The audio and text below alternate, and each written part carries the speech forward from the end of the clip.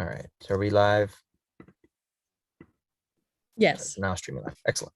All right, well, thank you everybody for joining us. Sorry, I was waiting. I saw the little button go on up there. So thank you everybody for joining us. I am going to call this meeting to order here at 6:06 p.m. on Tuesday, May 4th. We have one agenda item and public comment. And being that we're here on Zoom, I won't do a via voice roll. We've got attendance here listed by those who are present on Zoom. We've got 5 members, so that constitutes a quorum, and we will start off into business. So our agenda item number 1 is to discuss and consider the contract for transportation services.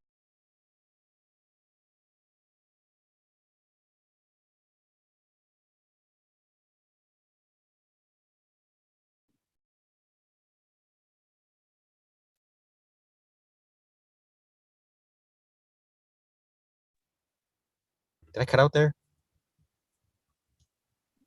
Oh, sorry. So I don't know how far. You say was services. Okay, so contract for transportation services. And so I'll let Dr. Camacho and team take away presenting that information. And I'm going to go ahead and pass it over to Rob Diagnew, our Executive Director of Finance and Operations, who has been working really hard on this. Thank you, Dr. Camacho. Thank you, Board of Directors. Appreciate the opportunity to sort of be in front of you this evening to share this recommendation that we have in front of you to contract out transportation services beginning in SY 21-22. As always, I want to start this meeting with the Empowerment Zone vision, mission, and core beliefs. And the reason I'm doing that today, Board, is because you're going to see in a lot of ways in this presentation that I'm going to reference back our vision, our mission, and our core beliefs, particularly in talking about students and family first, equity, and excellence.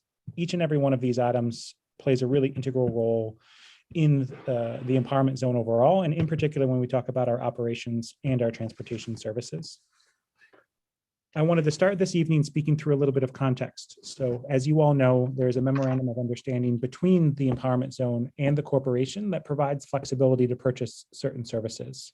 And this flexibility is really important overall to what the Empowerment Zone is trying to accomplish for its students, families, and staff. It allows innovation, and it also allows us to ensure that there's alignment with the way we spend our resources and our overarching Empowerment Zone strategy. And I do want to name that our MOU was recently revised to enable transportation to be an item that we could have flexibility to purchase or not purchase. That was not something that was initially a part of that MOU, and that took place in the last month or so. I also wanted to speak to our current investment. To put this in context, out of all the central services that we purchase from the South Bend Community School Corporation, transportation is the most expensive item. It represents about 40% of what we buy from the corporation currently. And next year, the proposed cost was about $2.15 million overall. The other piece of context that I wanted to refer to this evening is where we are academically. So what this slide shows is based on our fall 2020 benchmark assessment, the percent of students that are sort of on grade level, below, and multiple years behind in both reading and math. So to read this chart, for example, tier 1 shows the percentage of students that are at or above grade level. So to put this in context, 13% of our kids, based on the fall 2020 benchmark assessment, were on or above grade level in reading. In math, that figure was 9%. And I start here for context to say where we are academically, because our academic strategy needs to drive our operational strategy. It's really important that this is one of the first things we're taking a look at, and that operations comes behind is in support of what we are trying to do academically. So for example, this comes into play when we think about our start and end times for the 2021-22 school year.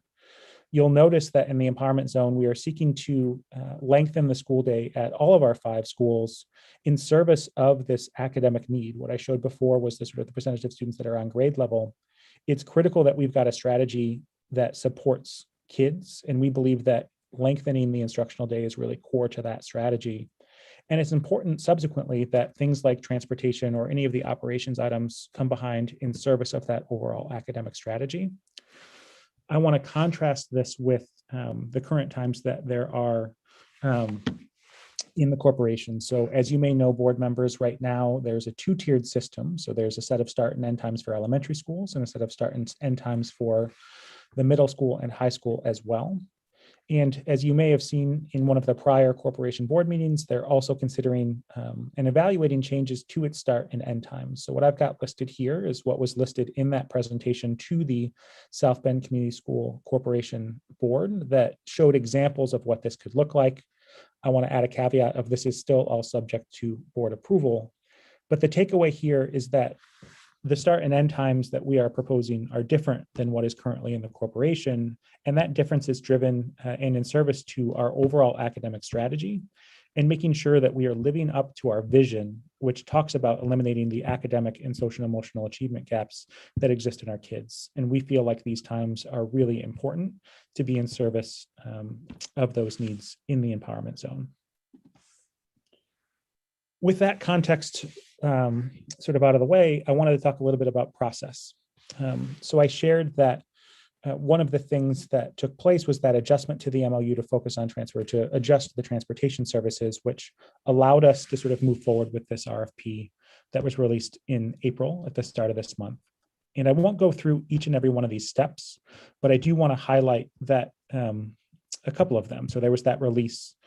We did have a pre-bid meeting where we met with a variety of different organizations to sort of gauge their interest in participating in this RFP process or request for proposals. And then we spent a lot of time looking at the proposal that we received from First Student, evaluating its merits against our current services, which included weighing that against what the services we received from South Bend Community Schools.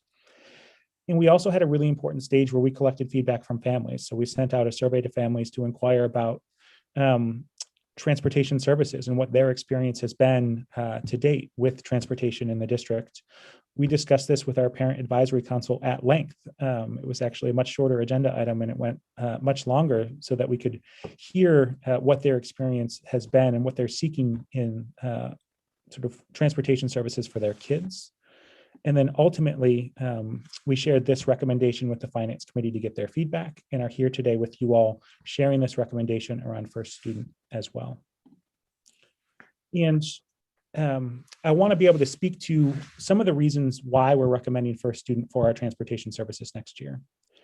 I opened with academics, and you see this listed here. One of the things that First Student is able to do is be aligned with our academic strategy. There is flexibility for them to customize our start and end times to ensure that, as I said, our operation services like transportation are in service to our overall academic strategy. The other thing we're really excited about is the way that they think about family engagement, involvement, and communication. So I've got listed here stronger systems to promote communication with families. So instead of a family having to call the BMF or a school to sort of share any concerns or questions, there is an alternative means to communicate via technology, apps, et cetera, to collect feedback. And the thing that we're really excited about is the ability to parents see where their student is and that bus is in real time, so they know exactly when it is, where they need to be relative to the bus stop. The third item that we've got listed here is accountability. So there are accountability measures at the system or essentially the business level here and the driver level. So for example, at the system level, what you may have noticed in the contractual language that we passed along to you is that there are financial penalties for non-performance. So if they're not meeting our needs or sort of what's laid out in that contract, there is financial incentives to ensure that they do. And there's language that you may have noticed as well. If, again, we're not getting our service quality that we're seeking, that ultimately this contract could be terminated. And that's two really important levers of accountability to ensure that the services from a transportation standpoint are meeting the needs of our students, our schools, and our families. At the driver level too, one of the things that you may have seen in the proposal that we received is this tool that talks about these key performance indicators that drivers actually get a score every single day. There are conversations with drivers about what those outcomes are around acceleration, hard braking, et cetera. So that data is at the forefront for drivers to sort of know how they're performing on a regular basis so that those conversations exist. So this accountability is something that we're really excited about for what it means from a service quality perspective. The fourth item that I've got listed here is data and technology. So One of the things that we're also really excited about is being able to track and report on-time arrival and a bunch of other key metrics. The other thing that you may have seen from the proposal as well is this first tablet. So it's sort of this navigation system that helps support navigation. It also helps support safety. So for example, it has a checklist of things that a driver should do before leaving the lot. It has a checklist of things that a driver should do before getting off their bus, like checking to make sure that all students have gotten off, for example. The other thing that it enables is it clearly shows the navigation route. So if there needs to be a substitute driver, they're able to sort of pick up exactly where they need to go based on that tablet and step in pretty seamlessly. So these were 4 overall reasons why we're making this recommendation to you all to sort of move forward with this. But we also wanted to take a moment to just do a very quick comparison. One of the things that you may have noticed I need to actually change this figure here, y'all. I apologize about the number that I've got. I'll get that corrected. One of the things that you'll see is there is a change in cost in this particular proposal. The overall wage should be team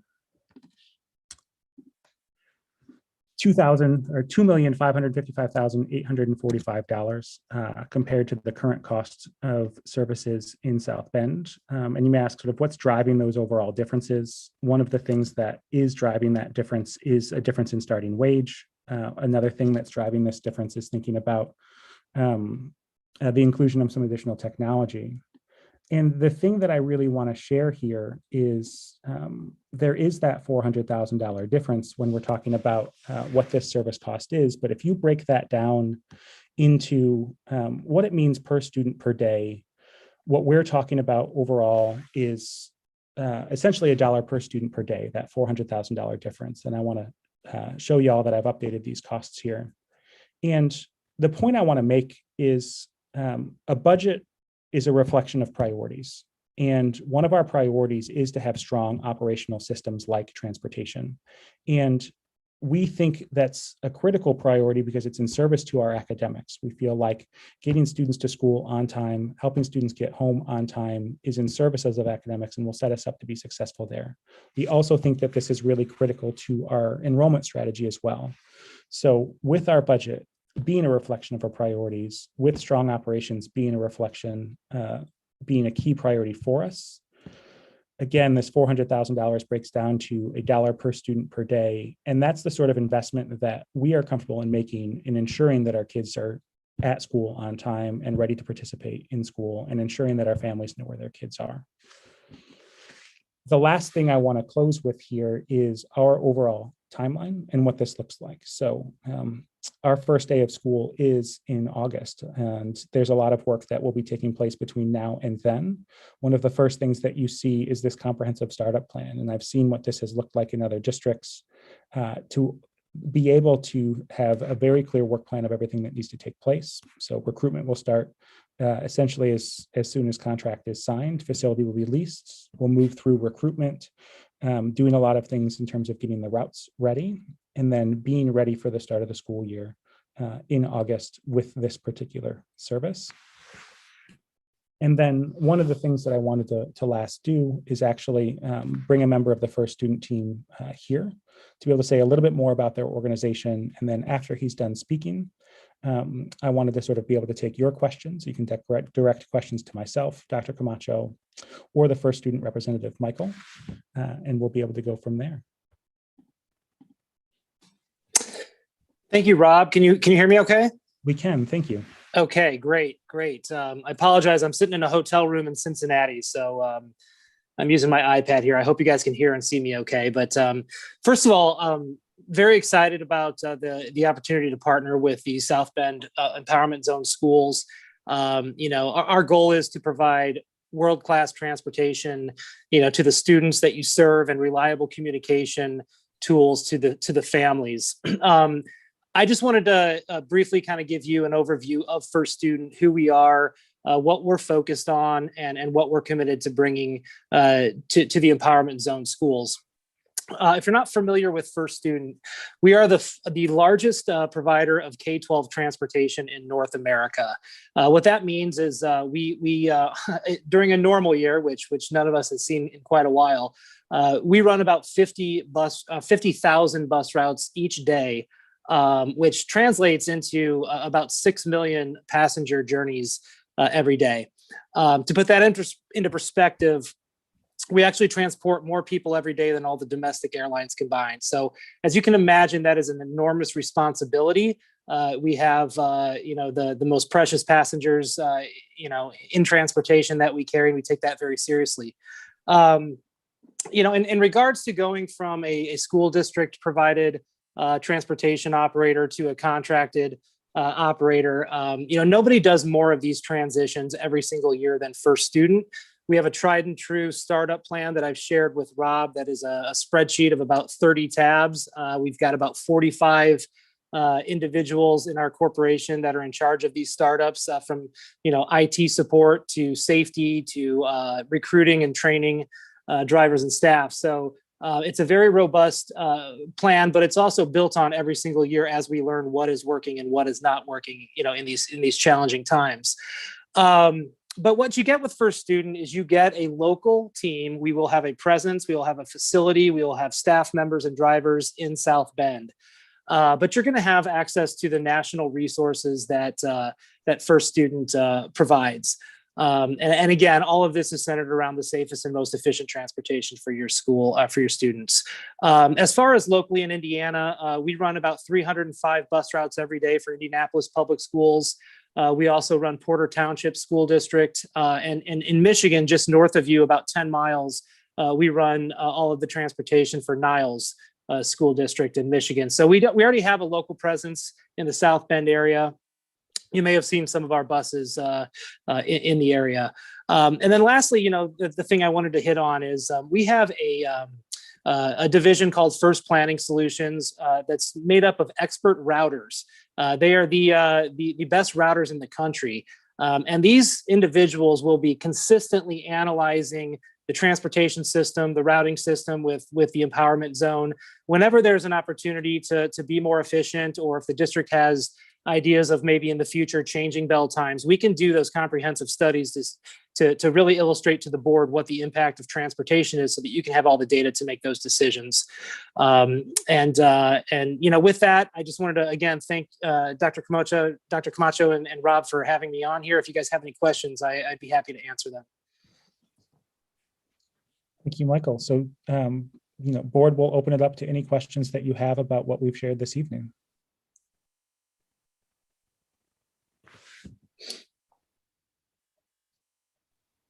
I'll start with a general comment, just thanking y'all for the hard work in putting this together. I know this has been, a long road and lots of evaluation and processes put in place to make the best decision that we can for our students and our families. So thank you, Rob. I know you've led this charge here, and thank you, Cheryl, for helping guide and focus us on making sure that we're thinking about student outcomes. So thank you for that hard work. Board members, I didn't want to cut anyone off that might have questions. I got a couple comments, but.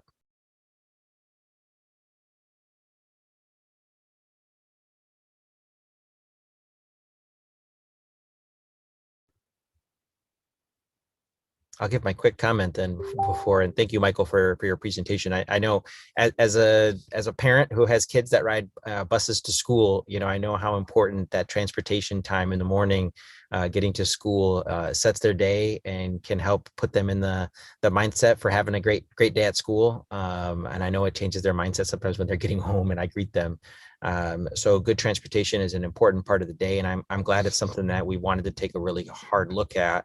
And finding some ways to try to create more flexibility and focus on the outcomes of our students at our schools. So I'm excited about this. I think this is great, and welcome other board member comments or feedback before we put this to a vote.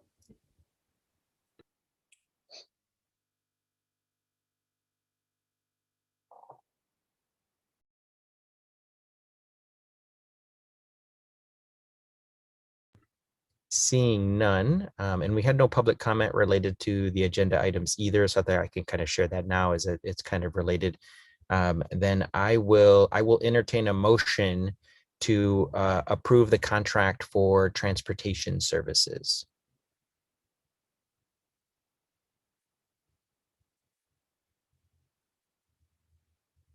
I think, is that Karima? I think you raised your hand. Is that Karima is making the motion? Can I get a second?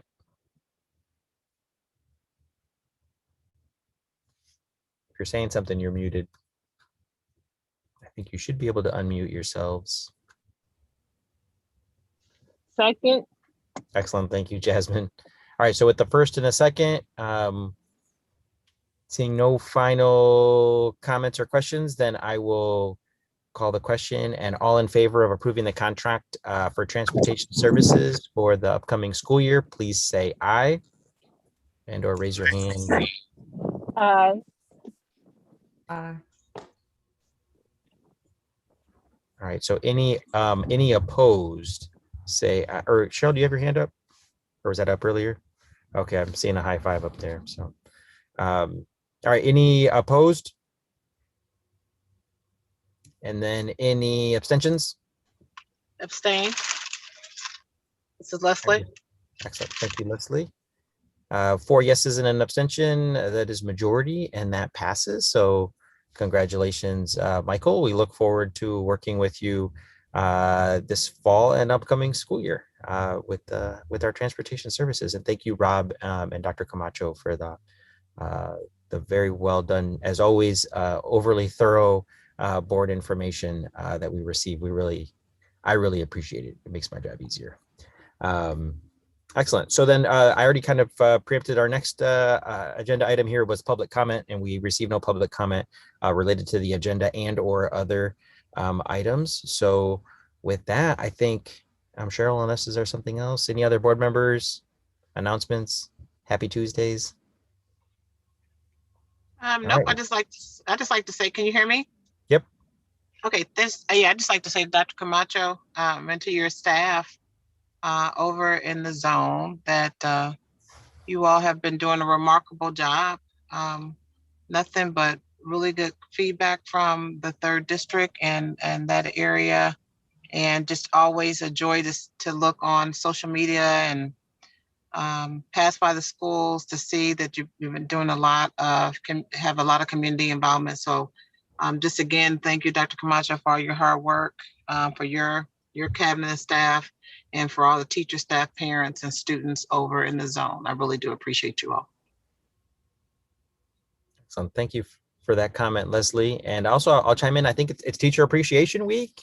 And so I know there's lots of fun stuff happening and activities for teachers. And I guess maybe a general comment from the board that, of course, we appreciate teachers. We appreciate all staff that are working hard in our schools and all schools, but definitely a special shout out to the teachers that are working hard in our zone here to make a difference with the students and families that we serve. So thank you to all of them, and hope that they get a chance to enjoy their week. And hopefully it's going to warm up a little bit later in the week. We can celebrate a little bit. Yeah, any other questions, comments, announcements? Excellent. Well, seeing none, I will motion for adjournment here it is 6:29 p.m. Just raise your hand. I'm assuming seeing no opposition to that, I will adjourn this at 6:29. So thank you, everybody. Thank you for those that joined us on YouTube, and enjoy the rest of your evening.